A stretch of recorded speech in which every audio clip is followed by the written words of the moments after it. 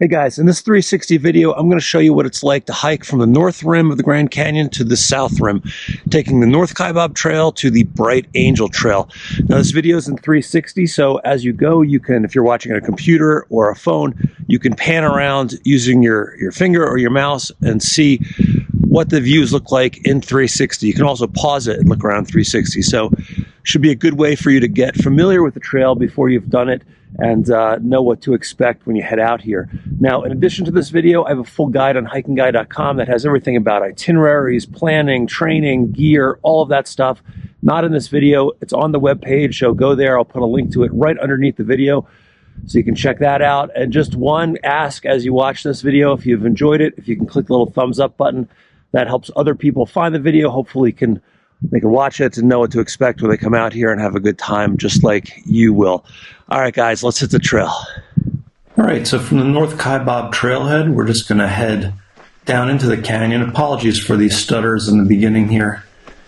Gets better in a second or two, but we're just going to head down the trail and eventually going to pass a sign that tells you not to bring any pets or watch out for the mules and be careful and all of that fun stuff as we go down here. There are some people who do day hikes down to different points along the North Kaibab Trail, but in a minute or two, you're going to come out of the trees and get some great views down into the Grand Canyon, which is nice as we start heading downhill here. You'll also be able to look down to your right and see the trail wind down there. We're basically heading down this canyon here, all the way down until we get to Bright Angel Creek. At the overlook, you can check this out. This is about a half a mile in, and another popular spot for people who just want to kind of dip their toe into the canyon. But we're going to be going down Roaring Springs Canyon down there and all the way down to the bottom, unlike most other people who come down to this overlook. And we're just going to keep on heading down here. It's a nice long downhill, lots of switchbacks. It's kind of steep, but not crazy steep. You should be okay, but your knees might get a little sore as you go down here. And I'll give you some strategies on coping with the downhills and the edges and all that fun stuff on HikingGuy.com as you go down. As you leave the limestone, you'll notice that the soil turns red here. We're going to go through all the different strata. And eventually we're going to come down to the Supai Tunnel rest area. And there's a toilet here and there's some water, but you always have to check the Park Service website to make sure the water is on. And I'll talk about water in the guide as well. So check that out.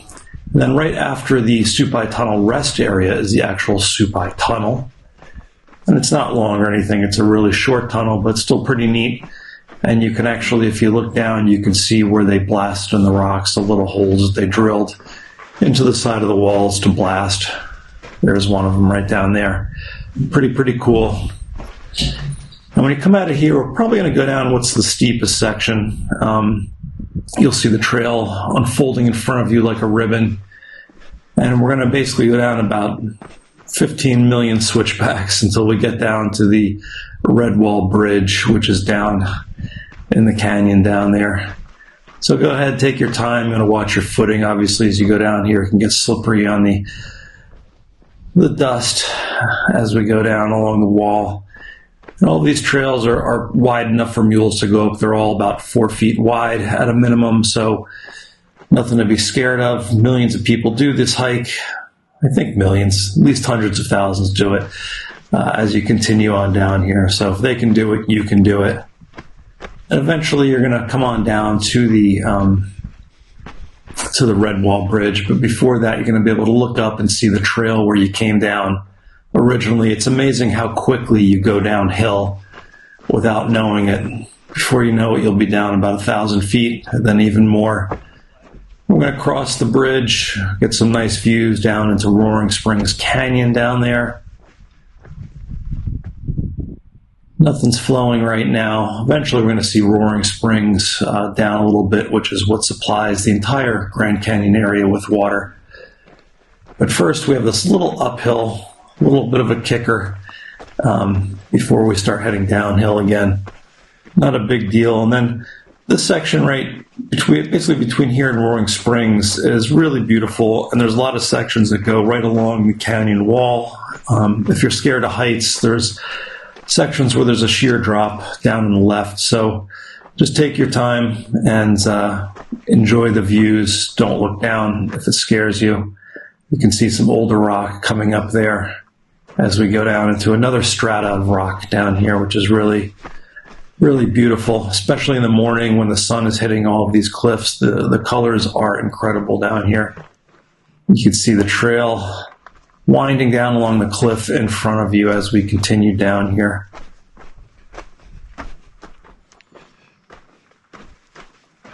For a lot of this, they've actually blasted through the canyon wall, as you can see how we're going down here. And this is an actively maintained trail, so you might even see trail crews as you go out here and you hike down.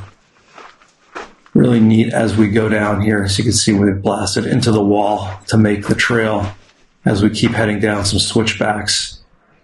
Follow the trail down along the canyon wall down over there.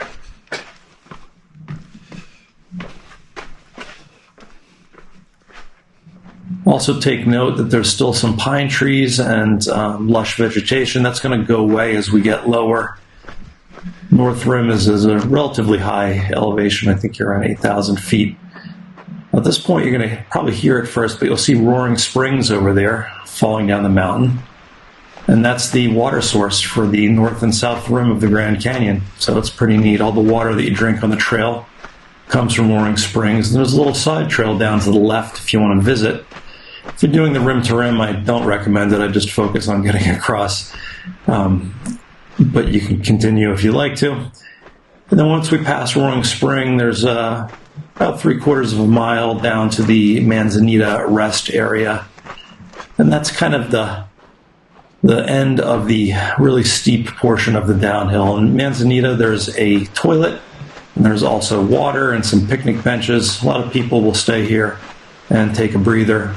But if you want to continue, we're just going to keep on going straight. And past Manzanita, we're going to cross one of about a half a dozen bridges over the creek here. Now at Manzanita, we actually go into a different canyon. We're in the Bright Angel Canyon. We're on the North Kaibab Trail, but the Bright Angel Canyon, not Bright Angel Trail. And we're going over actually Bright Angel Creek here. And we're going to follow it all the way down to Phantom Ranch in the Colorado River. Now at this point, I think you have maybe about 8 or 9 miles till you get down the Colorado River. And we're basically going to be going down this canyon the entire way.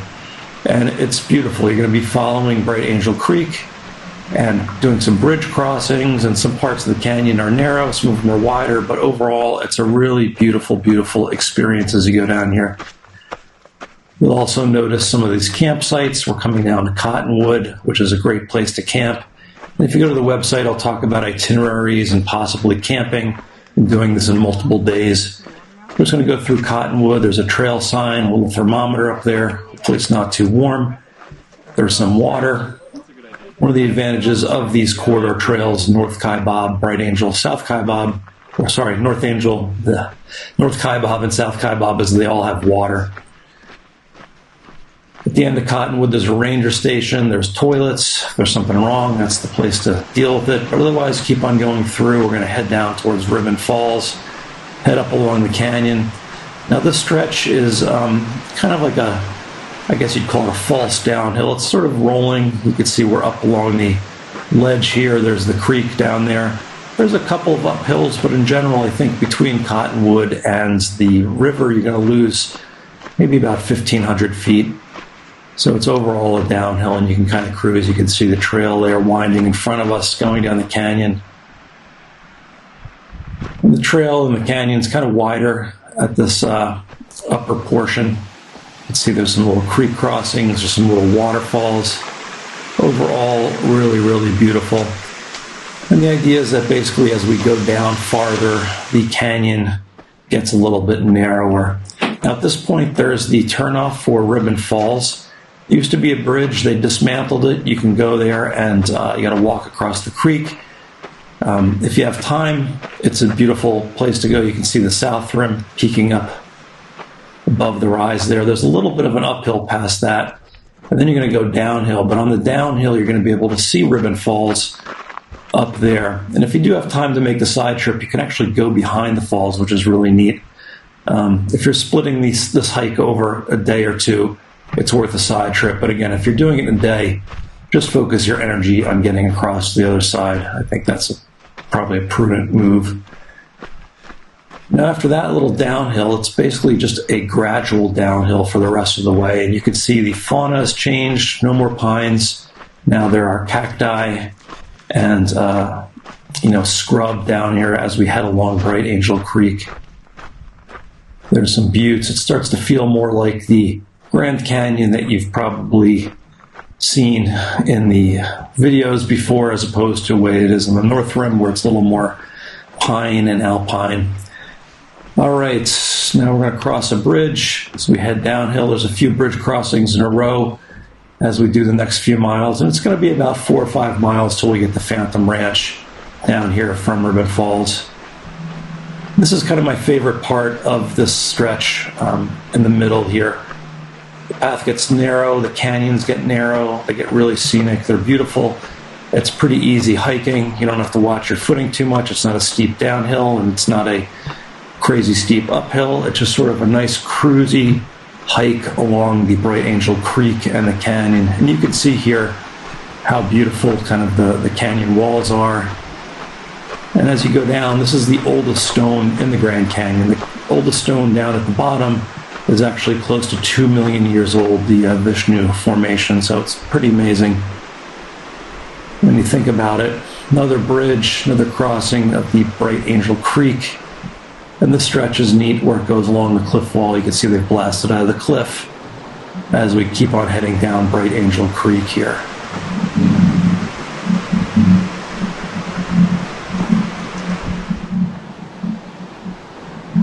Now another bridge as we go across, and there's a section called the Box, which is not quite as narrow as the last section, but it is beautiful. And again, more canyons, more creek, more cruisy downhill trail. Here you can kind of get an idea of what the walls of the canyon look like. And just a heads up, if you're using a GPS, it might go crazy in these canyon walls. It's a tough environment for GPS, and what happens basically in practical terms is that your GPS will show you a different distance than what you think it should be. So don't rely too much on the GPS as you go through here. I recommend getting the National Geographic map, which has little distances between each landmark. It's a great way to navigate the hike and to plan the hike. That little section back there was the Box, crossing back over into the canyon. As we approach Phantom Ranch, it starts to widen out a little bit. Hopefully we get some nice cool breezes coming up from the Colorado River. And here we have a junction with a trail that cuts across to the South Kaibab. We're not going to be taking that. At this point, you maybe have a half mile to go or so until you get to the beginning of the Phantom Ranch area. And again, it's the same idea, just this beautiful trail along the Bright Angel Creek here. And there's the South Rim. We'll be going up that shortly. But here's the beginning of Phantom Ranch. And Phantom Ranch is, there's cabins down here, there's a campground at Bright Angel, and there are private residences for the Park Service, so please be respectful as you go through here. There's a toilet up top, but otherwise we're going to go through to the main area. You can see some of the ranger cabins here, and there's a little work area and private area for the rangers. There's a lizard. The main attraction here is the canteen, where people stop and you can get cold drinks with ice, you can get food, you can get some basic supplies, you can mail postcards that get sent up by the mule, which is right over there on the right. So check out the canteen, but otherwise keep on going straight down through the Phantom Ranch area. And there's some splits here. You can't really go wrong. As long as you're going in this direction, going straight, you'll end up out the other side at some point. But some of the attractions like the amphitheater and everything are over on the left, and we're just going to go down. Stay right along the trail here. There's a bridge at this point. That's the Bright Angel Campground over there, another great campground to stay at if you are doing this with a backpack as an overnight. That's a great option if you can book it. We're just going to keep going through, and then we're going to come to this big junction. There's a little bridge down on the right. This is where we're going to make the right-hand turn, head along the river. If you ended up going straight, you would go to the South Kaibab Trail. We're not going to go up that. We're going to go up the Bright Angel.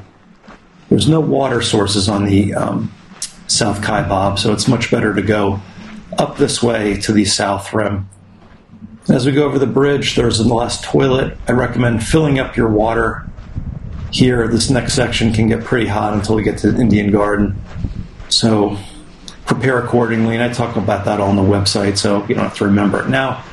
Eventually you'll come around the river, you'll see the Silver Bridge over there. I'm going to cross over the Silver Bridge, which is one of the highlights of the trip.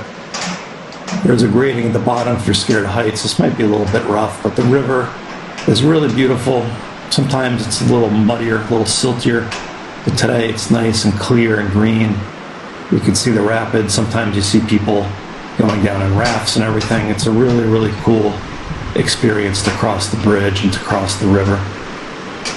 When it is clear, you can look down, you can see the rocks down on the bottom, and just enjoy the views. There you can see some of the rapids. And that's the Black Bridge up there. If you come down the South Kaibab, you'll come across the Black Bridge. But otherwise, keep on across the bridge, over to the other side, and over the other side, you're going to make the right-hand turn. There's a short trail back to the left to go to the South Kaibab, but otherwise we're going to make the right and head down along the river trail to Pipe Creek, and then we're going to head up the Bright Angel. This is one of my favorite parts. It's a little bit of an up and down. It's a little bit tough because it's sandy. It's pretty hot down here as well. But it's one of the only areas on this hike where you get to hike along the Colorado River.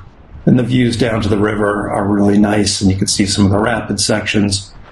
Really, really cool. And this is all the oldest rock down here. This is the 2 billion year old Vishnu rock. I think it's almost 2 billion, in that ballpark. What's a couple 100,000 years, right? And when we come up here, we're going to approach Pipe Creek Beach, and you'll be able to see it down there to the right. Nice little sandy beach area. And the trail twists in, and if you go back to the right, you can visit the beach. And again, if you want to dip your feet in there, they don't recommend going into the river because obviously you can get swept away, go into the rapids. But otherwise, we're going to go straight down here and start our long, long climb up to the South Rim. And this is just a utility area here, but otherwise we're going to keep on going past and cross where the river rest house is, which is right here. Actually, that's the sign to go back to the beach, sorry. The rest house is right ahead there. And to get to the rest house, you just cross across the creek.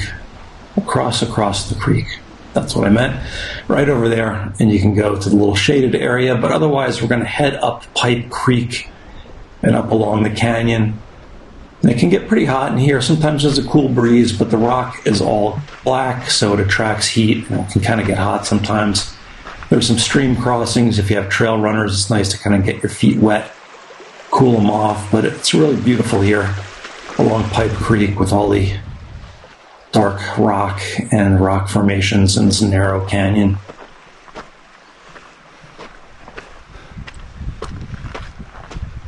One of the nice things about doing this climb is that in the beginning it's gradual. You can see we're going up along the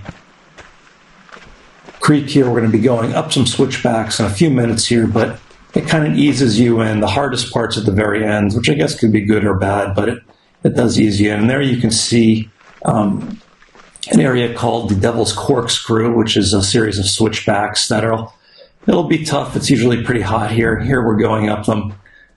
This is your first real taste of steep, Grand Canyon climbing. The rest of it was sort of gradual, but here you're going to do the steep switchbacks and climb on up.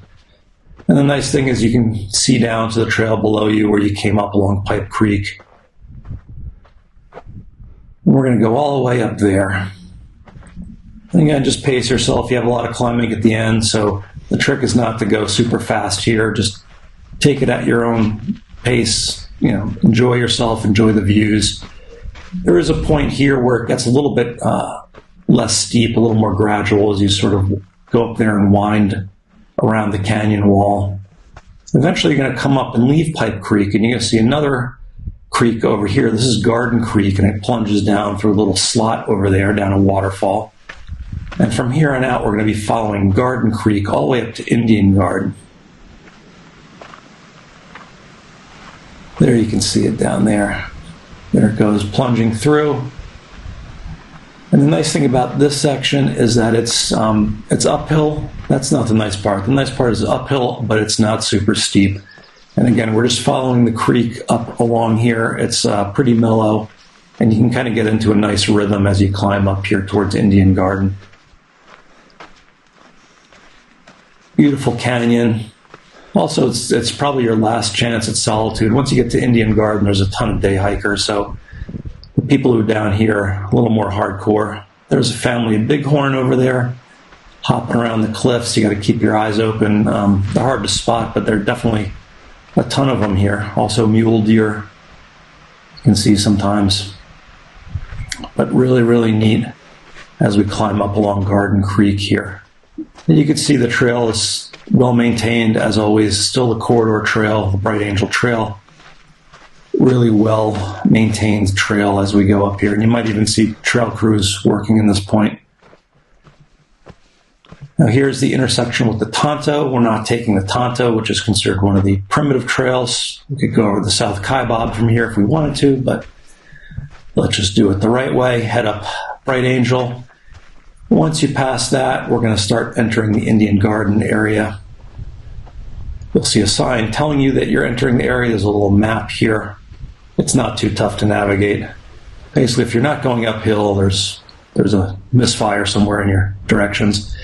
This is the pump house right here. This is where the water from Roaring Springs, which we passed earlier, gets pumped up the south rim and up to all of the attractions up there. And eventually, we're going to come down to the Indian Garden area. We're going to make a left. There's some shaded areas over there. There's a thermometer, which always reads a little bit higher than it really is. Spoiler alert. But there's water over here. And this is generally a place where people will rest and regroup before climbing up the south rim, which is probably the hardest part of this hike here. Once you pass that, there's some toilets over here. And there are other toilets as we climb up, but we gotta go. There's a campground in here where you can also stay. Again, it's hard to book these, but it is a nice option. This little desert oasis here. We're just going to walk through the Indian Garden area all the way out to the end. And this part's, it's just a gradual uphill. It's not too steep. That'll change in a little bit. You'll be able to see right up there these switchbacks. Now the switchbacks between here and 3 Mile Rest House, they're called Jacob's Ladder. It's a really kind of intricate series of switchbacks. And here we are, we're on them, we're doing the climb. And from here on out, you're gonna have some pretty steep uphills. There's not really any place to rest or hide. It's about 4.5 miles, I guess, up from Indian Garden to the top. In the beginning, it's kind of straight, not too tough as we approach, but there you get a good view of Jacob's Ladder and the switchbacks as we go up towards 3 Mile Rest House. Obviously, as you go up, take breaks if you need to. Enjoy the views. That's what it's all about. Otherwise, you wouldn't be here if it wasn't for these incredible views. So use your slow speed to have an excuse to take in the views. And this gives you an idea of kind of how steep it is. It's really hard to say, but at this point, you've got over 20 miles in your legs, and you'll probably be feeling it. There's 3 Mile Rest House up there. You get a nice view of it. It's kind of a major landmark as you do this tough part. And to actually get to the rest house, you have to go back and uphill a little bit, of course. But there is water there, and there are toilets back there as well. Otherwise, we're going to keep on heading up. Our next landmark will be the 1.5 Mile Rest House. And it's going to be more of the same. Steep climbing, switchbacks, and not a lot of shade as you go up here. And views. I can't forget the views, right? It's always fun when you climb up here to see the day hikers coming down. That's where they come down from. That's the trailhead of Bright Angel up there. The people who don't know what they're in for always have a nice big smile on their face as they're cruising down. Nice views you can see back up to Bright Angel Canyon where you came down earlier from the North Rim. And as you get higher, you're going to come up through the strata of rock up to the limestone, coconino up here. You'll see the change in the color of the rock as you go up. Really beautiful. And up there is the 1.5 mile rest house bathrooms. The bathrooms are back off to the left. The actual rest house is off to the right. Just a heads up, they're not together. There are the bathrooms. If you have to go to the bathrooms, do it. Otherwise, make the right and continue on uphill. Once you pass that little junction where the bathrooms are, you come to the water. And then right past that's the actual rest house up here. Again, a really neat day hike destination if you want to kind of dip your toe into the canyon. You can see there's a sign, there's some stairs up to the rest house, but otherwise we're going up the last 1.5 miles. Usually for me, I've done this many times, it's fairly soul crushing, but you know you're close, so you can mentally tick off the mile or quarters of a mile as you go up here. There's some last nice views as we head up, and there's switchbacks. It's steep. It's just a tough climb. So do what most people do and go a little bit, take a break, go a little bit and take a break if you're struggling. There you can see the trail winding up. Right in front of us, that's where we're going to go. That's the end right there. Hard to believe we've come all this way, just 1.5 miles or so. We will be at the top. And midway here, you're going to pass through a tunnel. There's another one before we get to the very top, but it's a fun landmark to go through as we head up here. More of these stairs, more uphill, more switchbacks, all the things you love. Doesn't kill us, makes us stronger. As you do this last switchback here, you're going to actually see the trail go up, and that's the end right there. That's the end of the Bright Angel. So at this point, we're almost there. We're just going to hit another little tunnel. Head through this tunnel. There's a thing warning you not to fall off the side of the cliff. That's a good sign that there's a lot of day hikers and people just venturing down from the edge here. But we're going to go here, and the nice thing is towards the end, the gradient eases up. There's a trail back to the left, which brings you back into the lodge area. But to actually go to the official trailhead, we're just going to go straight all the way up until the very end. And this is the official Bright Angel trailhead. You did it, 20 plus miles, rim to rim. Go get an ice cream cone, a beer, a hamburger, basically anything you want. You just hiked the rim to rim.